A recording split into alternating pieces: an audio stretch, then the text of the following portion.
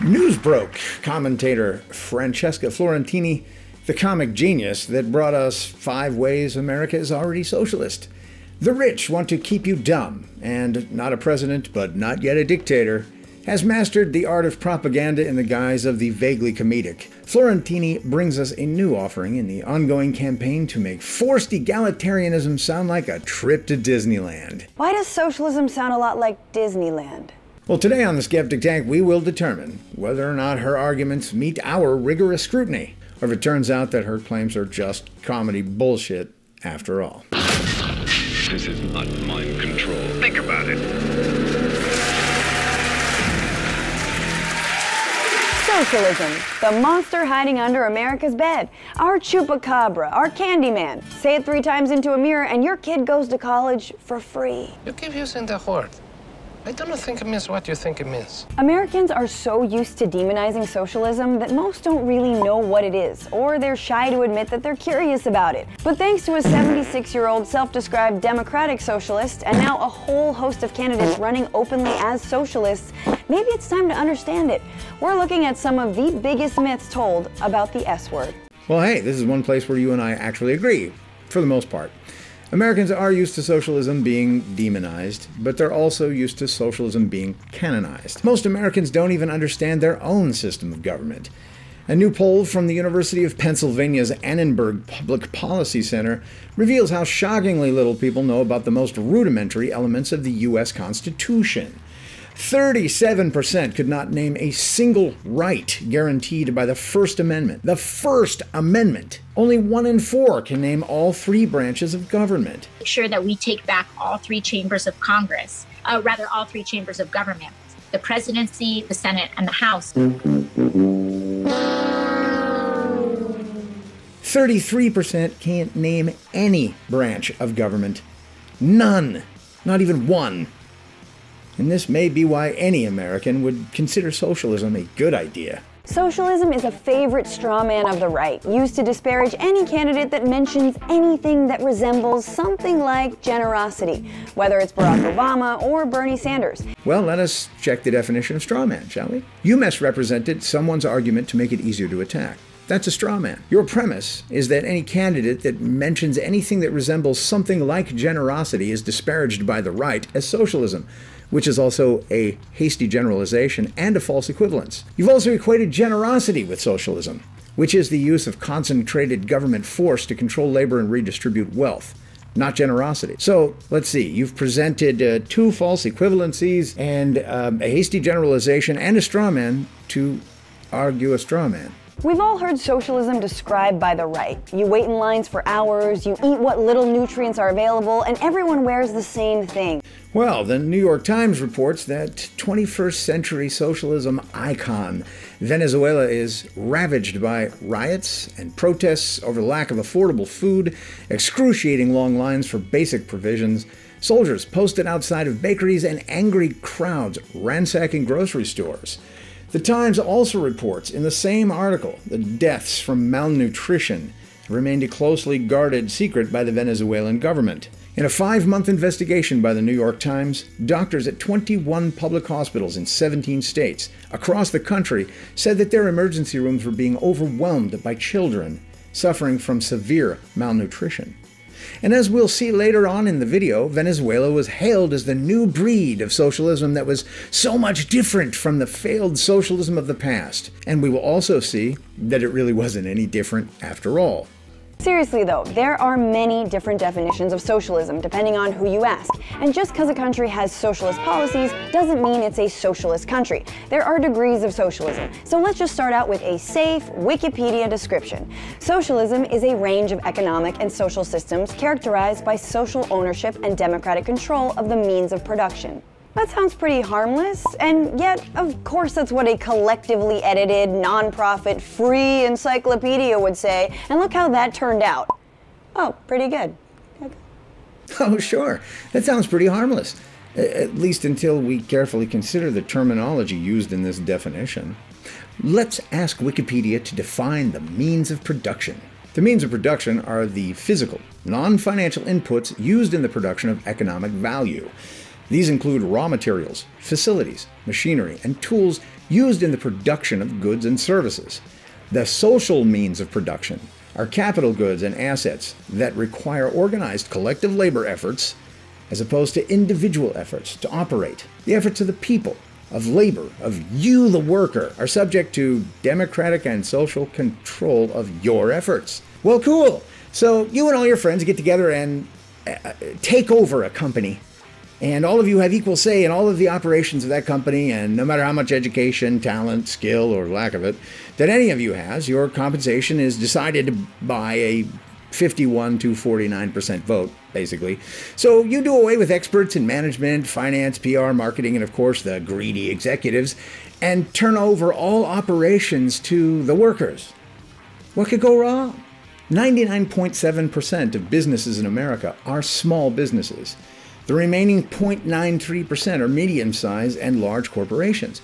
So, how do business owners sign up to turn over the businesses and companies they built to social and democratic control? I mean, of course everyone will do this voluntarily, right? Right? You can think about socialism as democracy for the economy, an economy that takes planning and forethought and doesn't just leave wealth distribution to the invisible hand of the market, which, in case you were wondering, looks like this for the 99% of us. So you start by saying that Americans don't understand socialism.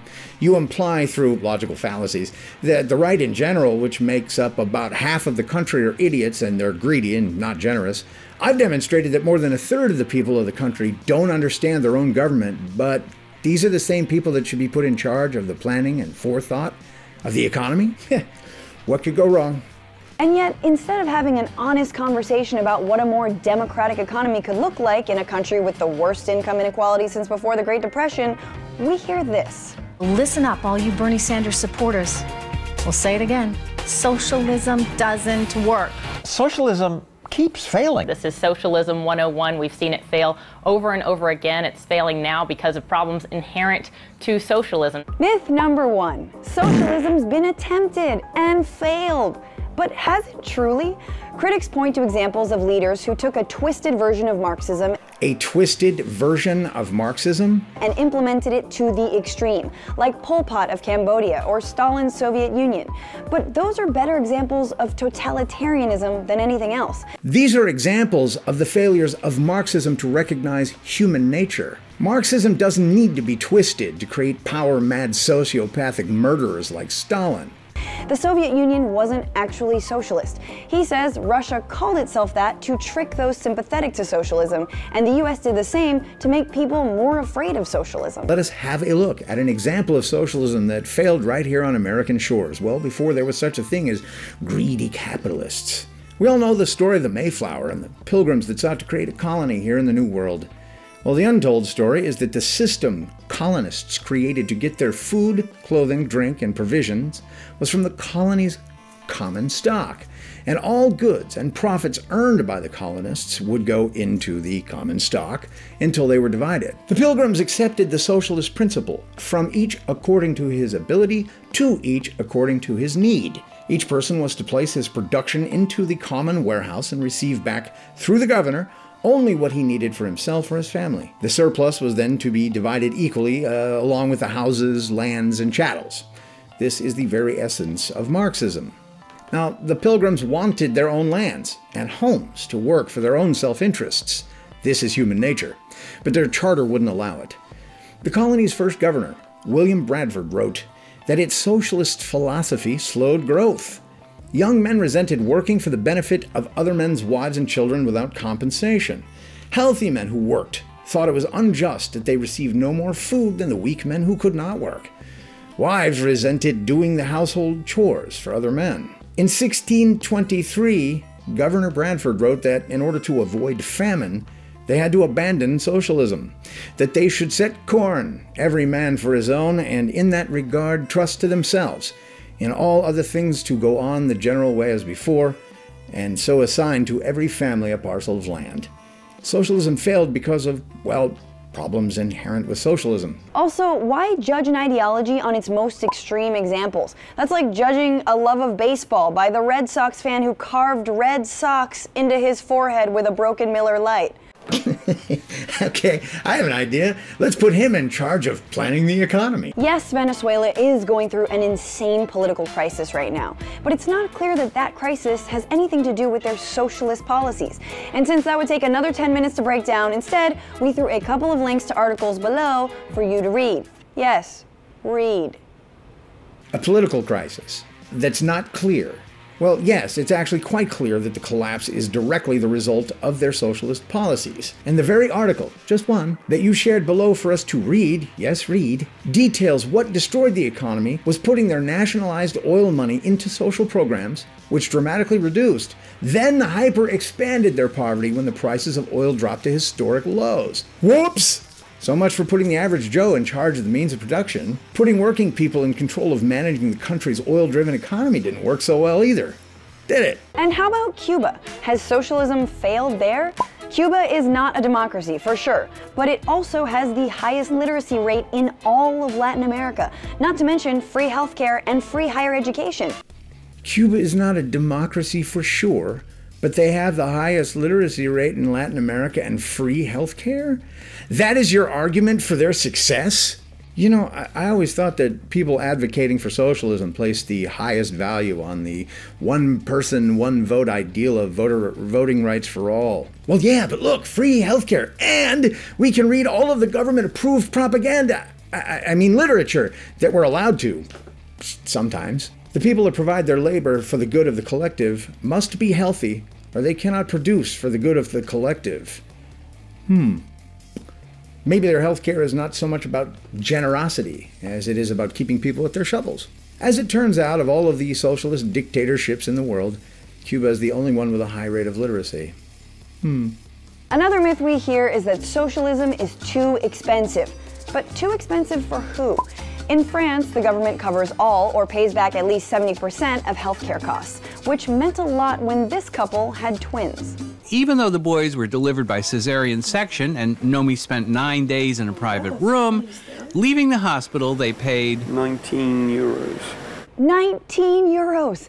Coincidentally, the dollar price of an Uber ride to the ER in the US to avoid going into debt over an ambulance ride. Yes, and the French healthcare system is going broke. The rising financial burden is exacerbated by an aging population that is taking more from the system than they're putting in. Combined with rising costs, lack of innovation, and superfluous services, the OEDC reports that the current system is, quote, unsustainable. Doctors and nurses in Britain have been threatening to walk off their jobs in protests of pay and conditions. Pharmaceutical companies are pulling certain drugs out of Germany due to the prices that don't allow them to recoup their investment. And then we have the story of little Alfie Evans, the sick little boy that was diagnosed by the British healthcare system as terminal. His parents had asked permission to take their boy to the US for experimental treatment. The court stepped in and wouldn't allow them to treat their son. The Pope then intervened. Italy made little Alfie a citizen and offered treatment within their borders. And again, England refused and decided that it would be best to let the child die. Ah, free healthcare. The parents of Alfie Evans discovered in a very painful way that even their child belonged to the state and not to them. Sounds pretty democratic to me. What about students? Is socialism too expensive for them? Because in many countries around the world, university tuition is essentially free. In Germany, it's even free for foreigners to benefit from. Well, Germany's not socialist either. Germany doesn't see free college as a drain on the economy, but believes that investing in young people's education, even that of non-Germans, will benefit the German economy in the long run. Compare that to how we pay for school in the United States, which is basically an FU-IOU, as student debt just hit $1.5 trillion. Why is student debt so high in the US? Well, because government promised banks that they would cover it. Since the US government stuck its fingers into the market and provided big banks with guarantees on student loans, schools all over the country began jacking up their tuition, building vast entertainment and social complexes, as well as providing safe spaces to their spoiled and entitled student body. Why not? If government's going to guarantee customers and pay for it, well, let's spend $500,000 on a new video gaming and esports center. German universities, on the other hand, consist of almost entirely, get this, classrooms and libraries. Wait, No gigantic gymnasiums with rock climbing walls, no water parks, no billion-dollar student union halls with first-run movie theaters and resort-style dormitories. Why the hell would I want to go there? Academic life for German students is also a little bit different. You have to be accepted into your majors. You don't get to change from something promising like engineering to feminist theory as you expand your horizons in your junior year. When you apply to college in Germany, you study law, medicine, engineering, literature, and you study the program requirements. The end. Kaputt ist. But take Denmark. The government spends a lot on job training and education, especially for the unemployed. In 2015, Denmark was ranked by Forbes as being the best country for business. So stop just a second and think carefully about something you just said. Denmark was ranked as best country for business. Well, why could that be? Maybe their evil corporations only pay a 22% tax rate. Maybe their evil corporations are regulated at rates so much lower than the U.S. that they rank 12th in economic freedom in the world to the U.S.'s 18th. Could it be that the evil corporations pay more of their fair share in the United States than they do in Denmark, where the massive tax burden is placed on the people, not on the evil corporations? Well, maybe. And maybe it's because Denmark isn't a socialist economy, but a market economy. Could be.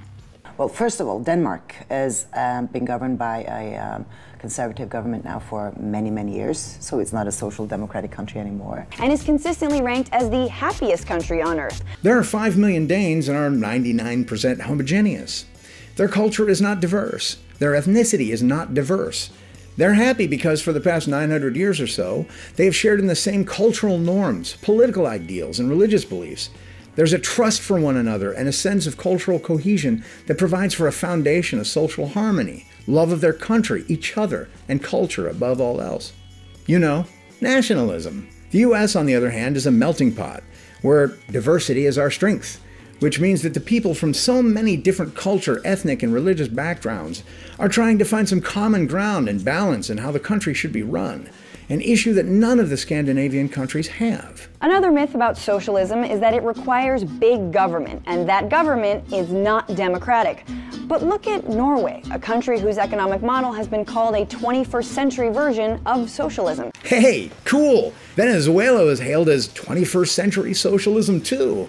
After the global financial crisis of 2008, Norway decided not to tighten its purse strings. Instead, under a socialist finance minister, federal control of financial assets in sectors like oil expanded. Having a stronger belief in the individual, I think that you can get better economic growth, more solid businesses, more sustainable economy over time if you have more trust in the individual, more trust in the businesses, even more trust in the NGOs to handle their affairs without government interference.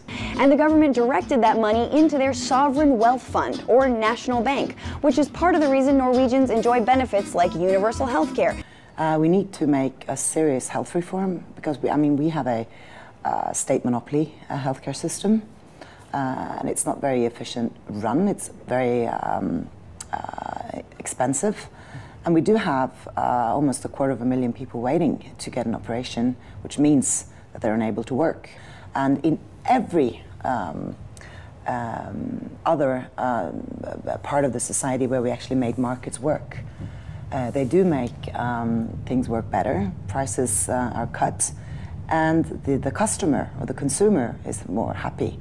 So that's why we have to introduce markets to the healthcare system as well. It says here that Norway's only now just emerging from a huge slump in the oil industry. The government relied on record spending to bail them out of the problem. Oh.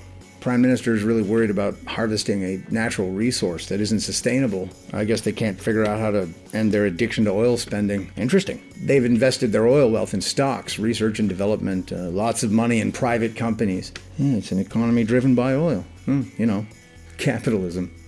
When all of the myths above fail them, conservatives always resort to a final myth about socialism, which is capitalism is better.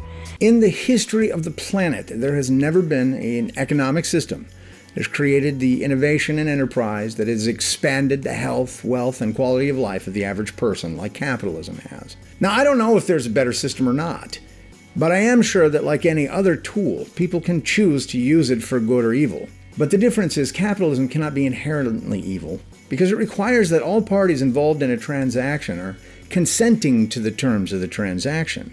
Just watch how economist Milton Friedman, the Bunsen of free enterprise, defended his ideology in an interview with a barrage of whataboutisms. But it seems to reward not virtue as much as ability to manipulate the system. And what does reward virtue? You think the communist commissar rewards virtue? You know, I think you're taking a lot of things for granted. And just tell me where in the world you find these angels who are going to organize society for us. But if that kind of cynicism is what defends unfettered capitalism... Your entire video is a collection of whataboutisms. This is how you avoid answering questions like the ones that Friedman asked. You mention unfettered capitalism. Do you mean unchecked, unregulated markets? Where are those? I want to live wherever that is. Unfortunately, I'm stuck here with this unholy union of massive corporate and even more massive government power that creates dominated markets in a version of economic fascism that would make Mussolini proud. Maybe we should rethink it. But listen, I am happy to be proven wrong. Capitalism is built on greed. What you have managed to prove is that you don't understand either the socialism that you love so much or the capitalism that you hate so much. You've inspired me to ensure that this kind of propaganda is met with information that can counter the kind of garbage that you're spewing. So here are some really inconvenient facts for you to consider. In the last 20 years, for instance, capitalism has lifted more than 1 billion people worldwide out of poverty. The extreme poverty rate has gone from 84% in 1980 to less than 10% today. In Africa, inflation-adjusted per capita incomes rose by an astonishing 97% between 1999 and 2010. Hunger in India shrank by 90%. After the country replaced 40 years' worth of socialist stagnation with capitalist reforms in 1991. According to the Almanac of American Philanthropy, the scope of American charitable giving is unparalleled anywhere on Earth. Americans gave nearly $360 billion to charities last year. That's the highest total ever recorded, the overwhelming share of which was donated by individuals. The corporations' giving did so far above the threshold for tax deductions, meaning that the common excuse for those evil corporations doing good is that it's only for the tax break, and it turns out that's, well, bullshit. This is what generosity looks like.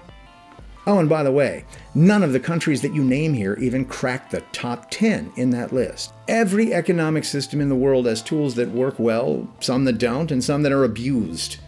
The U.S. certainly has its serious problems that we need to address in an honest conversation.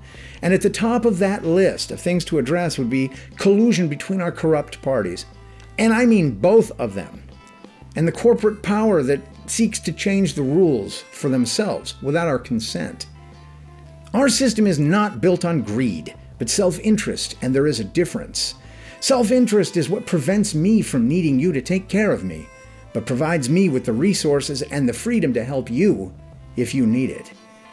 To be clear, my goal here was to answer the propaganda, the redefining of terms, the false equivalence argument, strawman, and appeals to ignorance, authority, and incredulity that Ms. Florentini used to appeal to the head-bobbing yes people of the world. I have included all of my research in the links below. There's also a link to my notebook. I try to be as accurate and as thorough as possible. If there's something I got wrong or something you wish to contribute, something I missed, please let me know. I'm happy to learn something new in the face of being wrong about something old. Think for yourself, and as always, I want to know what it is that you're thinking.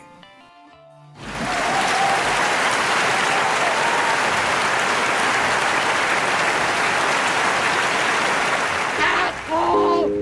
You're an asshole! And you know it!